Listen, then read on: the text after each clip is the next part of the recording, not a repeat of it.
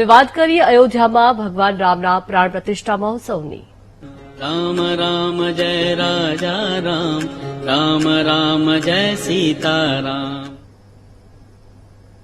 તો વડોદરામાં રામ ભક્ત દ્વારા 1100 કિલો વજન ધરાવતા દીવાનું નિર્માણ કરવામાં આવ્યું છે।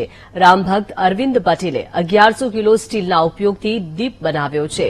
દીવા માટે 15 કિલો રૂમાંથી દિવેટ બનાવવામાં આવી છે, જ્યારે દીવાની ક્ષમતાની જો વાત કરવામાં આવે તો 501 કિલો ઘી સમાઈ શકે છે। તો દીવાની ઊંચાઈ 9.25 ફૂટ જ્યારે પહોળાઈ 8 ફૂટ છે।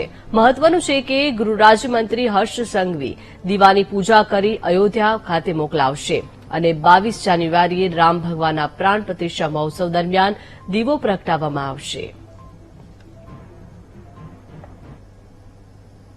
20 તારીખે જે ભગવાન રામલલ્લા એમના નિજ મંદિરમાં બિરાજમાન થવા જઈ રહ્યા છે, તો વડોદરા સંસ્કૃતિ નગરી તરીકે પોતાનું યોગદાન આપવા થનગની રહી છે અને એના અનુસંધાને જ આપણે અગાઉ જોયું હતું કે 108 ફૂટની લાંબી વૃક્ષડી અને આજે આ 1100 કિલોનો દીવડો, જેમાં 500 કિલો ઘી મળી શકે એટલી મોટી સાઇઝનો દીવો ભગવાન માટે બનાવવામાં આવ્યો છે। વડોદરાના